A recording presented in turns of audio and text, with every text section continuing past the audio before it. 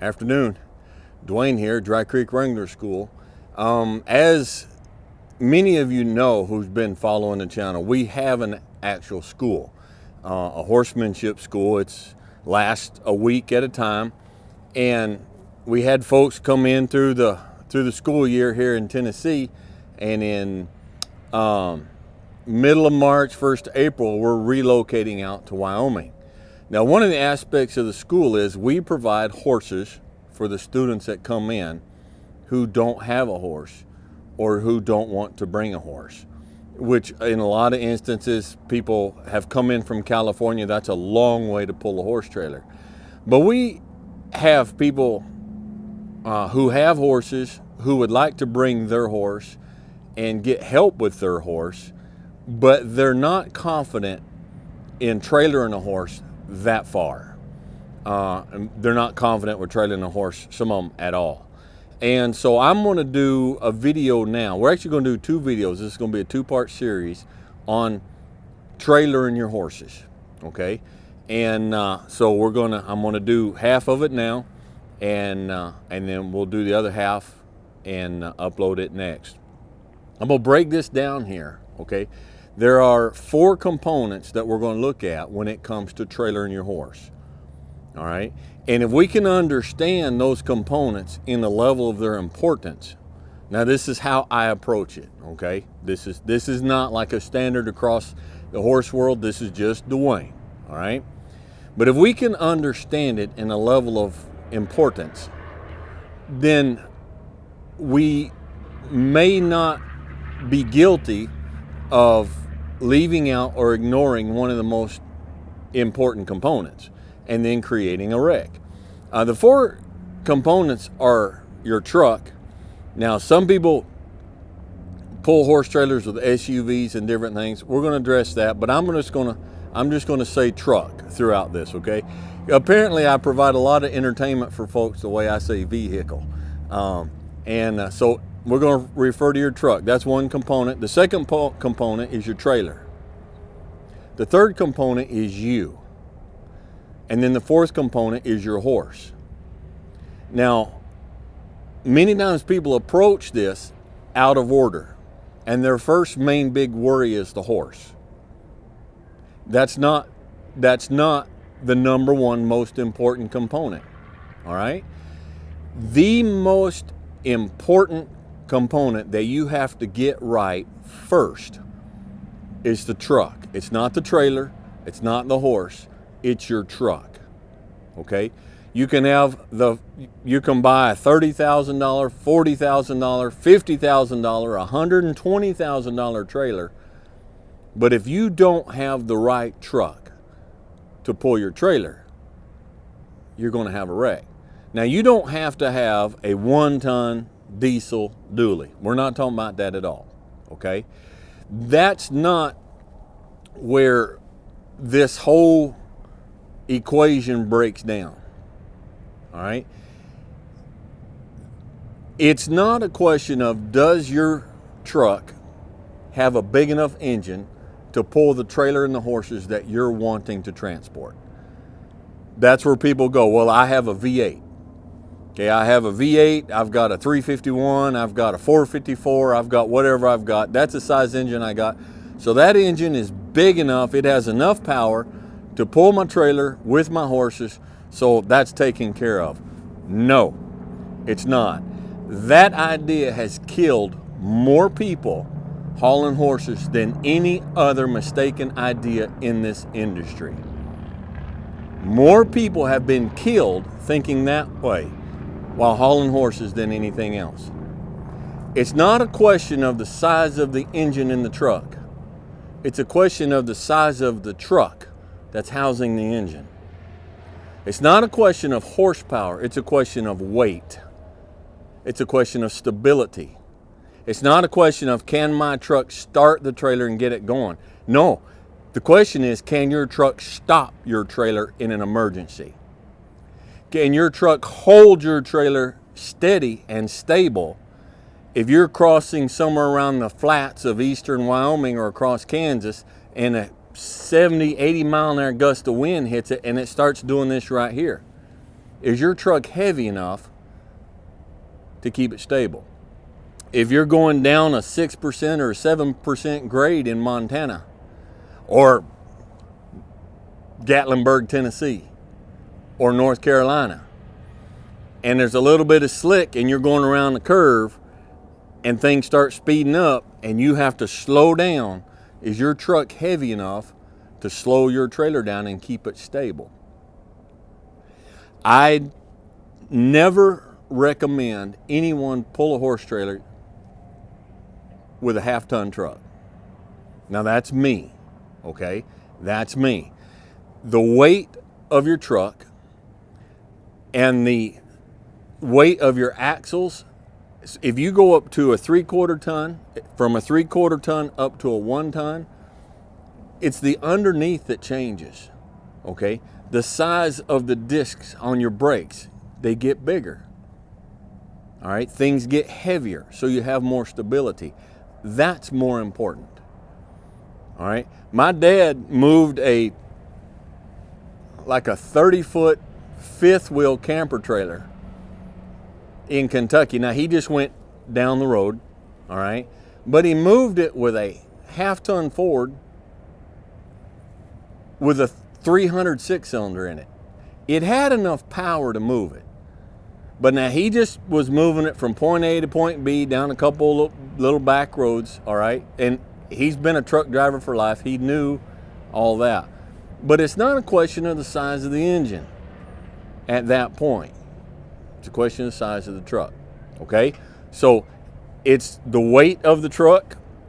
It's also the wheelbase, okay? The length of the distance from the back wheel to the front wheel is extremely important. Do not pull a horse trailer with a Bronco or a Jimmy or anything associated with a short wheelbase, okay? It's not stable. You'll start getting this right here, all right? You'll start getting that whole wiggle wagon effect. You say, Dwayne, I have a Chevy Z71 and a half-ton truck, and I have a trailer and I pull 4 jet skis or a trailer with 4-wheelers on it. And so I don't see why a horse trailer with one 800-pound horse will be any different. The reason it will be different is because when you put the jet skis or the 4-wheelers or your Harleys, regardless of how much they weigh, when you put them on the trailer and you chain them and strap them down, their center of gravity is down here and they're right there. That's where they are. You take an 800-pound horse with 4 legs, their weight is up here, their center of gravity. And when they move, when the trailer sways, then they catch themselves, and if you're in a little light trailer especially, and they catch themselves, all right, you come up and you come to a stoplight and you approached it a little faster than you intended, and you got to slow down, they start scrambling because they lose their footing, all right? They're moving in there. And especially if you've got a little 2-horse or a little 14-foot lightweight stock trailer, they will move that trailer around. They will move it. They will shake it side to side. They've got little light coil springs, a lot of them, and so those coil springs, they don't hold that trailer steady. And now your trailer's driving your truck. And that's a bad old deal, okay? So that's the first thing. That's most important, all right? You want to... I'll cover this. The next thing is the trailer, okay? Now, do not, and I know trailers they're obscenely expensive right now, okay? I understand that. And I know that a lot of us, we have to bargain shop, okay?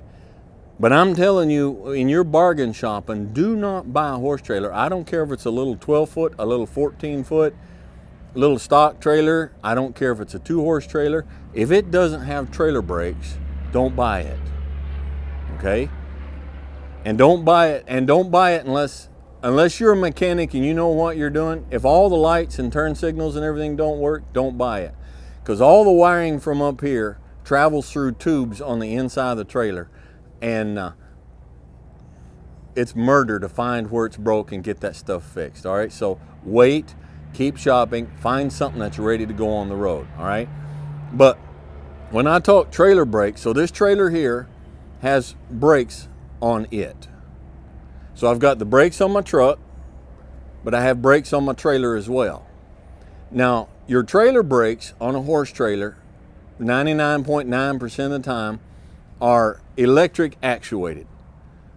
And what happens is it's all wired into your brake pedal and your brake lights normally. So when you touch your brakes on your truck, that electric current that comes back to your brake lights engages the electric current on your trailer brakes and turns your trailer brakes on. Now you will have a trailer brake control in the front. Then the harder you step on your truck brakes, the more signal it sends to your trailer brakes. And that's not 100% technically accurate, but you get the point. And so if you slam on your truck brakes really hard, you can set it so it locks up your trailer brakes, all right? Now, why is that important? So if you take a trailer that weighs, just take a small mid-sized trailer. Let's say you take a trailer that weighs 8,000 pounds, all right? Now, let's say you put old Reddy and old Handy in that trailer, and they're 800 pounds apiece. That's another 1,600 pounds. That's 9,600 pounds, okay? And you put that behind your truck. Now, I don't know what this truck weighs, but I think it's, well, the last 1-ton Ford I had, I took it and had it weighed, and it was 8,500 pounds. So we're talking about 8,000 or 9,000 pounds, okay? Probably with this steel bed and the dually axles. So I've got a trailer and horse combination that weighs as much as my truck. And I'm pulling them. Here's my truck, here's my trailer, all right? Now something comes out, somebody pulls out in front of me, which they're going to do, all right, and I slam on my brakes. And the only brakes that I have are on my truck. Okay, so all of a sudden my truck is trying to stop, but I have 9,500 pounds here that's still moving at 60 miles an hour. And if my wheel, if I say, I slam on my brakes and just out of instinct, I try to avoid, this is still moving unimpeded. So I turn my truck just a little bit to try to avoid this. This 9,500 pounds is going to take and shove, especially if I'm doing a bumper pull trailer that's much more prevalent. It's going to jackknife me.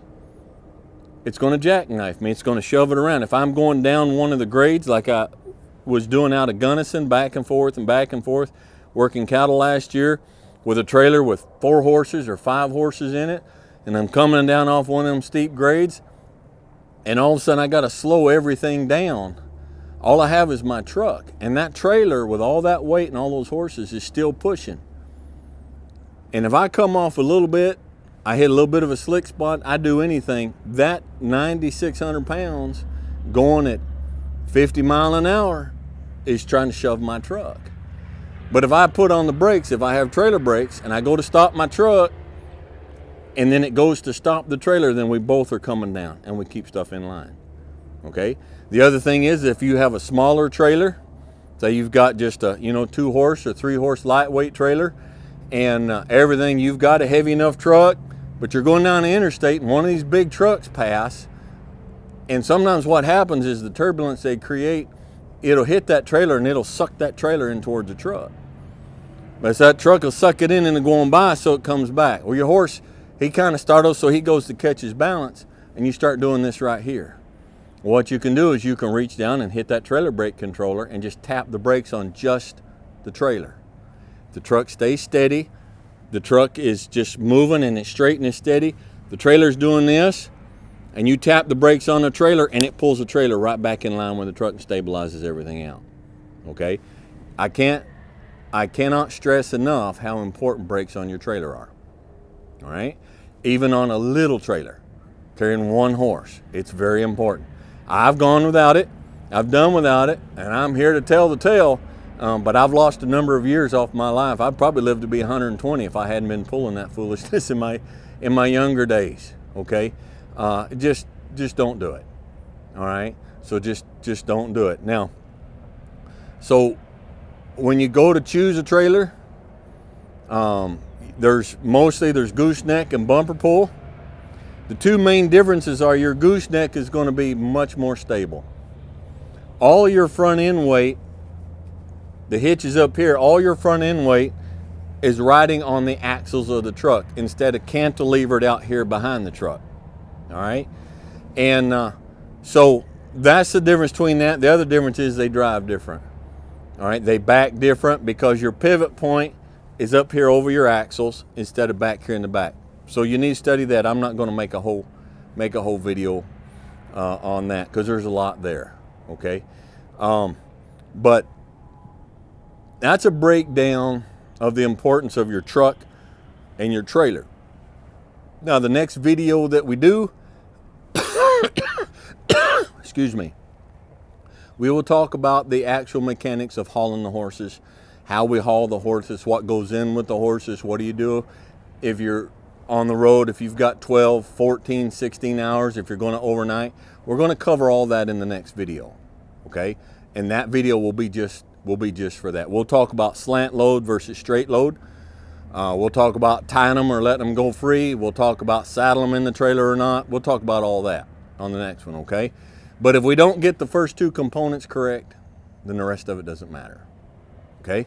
So I'm going to stop there. No, I'm going to cover one more thing, okay? I bought this trailer, and let me say that if you wait and you look and you search, you can still find good trailers. I found this trailer down in Alabama, and I could not believe the price I got this trailer for. And so I called, and you know, the lady told me what was right with it, what was wrong with it, and everything about it. And I said, hold the trailer, I'll come get it if everything is as you say it is when I pull up. And I got the money and went straight down. And we drove quite a ways to go get it. You can find them, okay? But the thing is, she told me honest and straight up over the phone. And by the way, I've called and went and looked at probably half a dozen trailers and get there and just turn around and drove away. People are not honest. People are not honest, okay? I get there and I'm like, this is not at all what you told me. You know, you didn't tell me about all the rust. You didn't tell me about the floor. You didn't tell, but she told me, she said that it's going to need new tires. And I got down there and I looked at it and I'm like, well, it's going to need new tires. Well, I drove it home from, I was south of Birmingham down there somewhere. I drove it home, and as I pulled in my driveway here and crossed the bridge, the students have been here, you know the bridge I'm talking about. When I was coming off, dropping off that bridge, I had a blowout on the trailer. Boom, pop. Well, I pulled it on up here, and I'm telling you this for a reason. So I changed the spare, and the spare wasn't all that good either. But I called the shop in town, the guy that I deal with all the time. He's where I got the new tires on the truck. And I said, I need 5 tires. I need 4 tires, and then I need a spare. And I want you to check the bearings. So I took it to him, and I got new tires put on it, and I had him check the wheel bearings all the way around. If you're not a mechanic, pay a mechanic when you buy a used trailer to check your wheel bearings. All right? I know of guys myself who bought a trailer, headed home with it, and the whole dad blame thing came off of one axle because the bearings gave out. All right?